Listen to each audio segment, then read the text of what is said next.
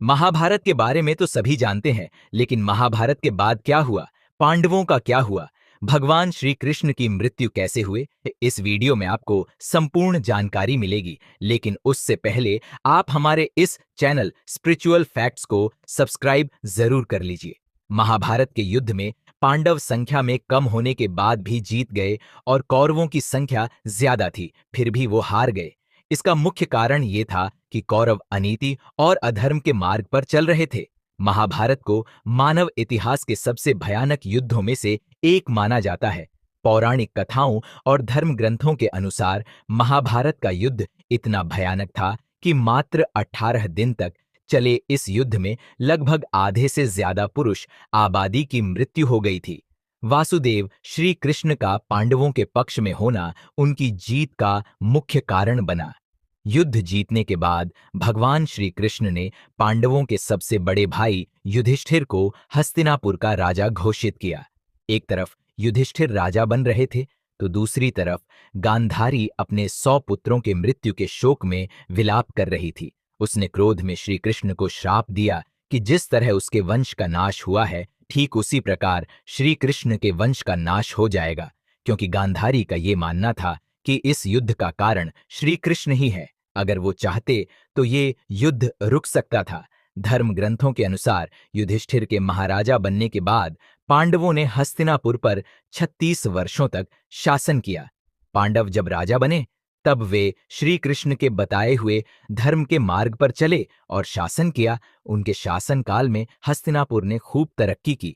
कुछ समय पश्चात एक ऋषि ने पांडवों से कहा कि अब आपका उद्देश्य पूरा हो चुका, आपको अपना राज्य किसी और को सौंपकर अंतिम यात्रा के लिए हिमालय की ओर प्रस्थान करना चाहिए।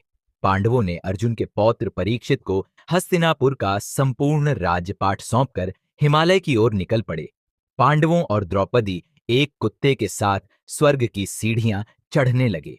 स्वर्ग की सीढ़ियां चढ़ते हुए पांडव एक एक करके गिरने लगते हैं और उनके शरीर से उनकी आत्मा छोड़कर जाने लगती है।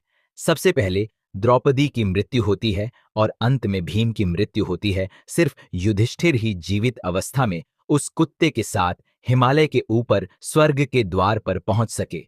स्वर्ग के प्रवेश द्वार पर पहुंचकर भगवान यम कुत्ते का रूप त्याग कर अपने असली रूप में आ जाते हैं। युधिष्ठिर ने यमराज से अपने भाइयों और द्रौपदी के बारे में पूछा। तब यमराज युधिष्ठिर को नरक में लेकर जाते हैं, जहां पर द्रौपदी और बाकी के पांडव थे और वो अपने किए हुए सभी पाप स्वीकार कर रहे थे। युधिष्ठिर उन्हें देखकर बहुत व्यथित हो गए। तब देवराज इंद्र आए और युधिष्ठिर को स्वर्ग लेकर जाने लगे और उनसे कहा कि शीघ्र ही द्रौपदी और उनके भाई भी स्वर्ग में होंगे। उधर गांधारी के दे हुए श्राप का असर यादव कुल पर दिखने लगा था। श्री कृष्ण की नगरी द्वारका में असंतोष फैल चुका था। संपूर्ण यादव कुल आपस में ही लड़ने लगा था और एक दूसरे को मारते हुए पूरा यादव वंश ही खत्म हो गया। इस नरसंहार के बाद भगवान कृष्ण एक वन में ध्यानमग्न हो गए। उसी वन में जब एक शिकारी ने हिरण का शिकार करने के तीर चलाया, तब वो तीर श्री कृष्ण के पैर में लगा। तब भगवान कृष्ण ने अपना असली और विशाल रूप धारण किया। उन्होंने शिकारी के सामने ही अपने शरीर को त्याग दिया और बैकुंठ धाम लौट गए। अन्य कथाओं के अनुसार जब श्री कृष्ण बैकुंठ लौटे, उसी मध्य रात्रि से कलयुग का प्रारंभ हुआ था, जो अभी तक चल रहा है और कलयुग को लगभग 5000 साल हो चुके हैं। तो ये थी जानकारी कि महाभारत के बाद क्या हुआ था। अगर आपको यह वीडियो अच्छा लगा हो तो कमेंट करके बताएं और वीडियो को शेयर करना ना भूलें।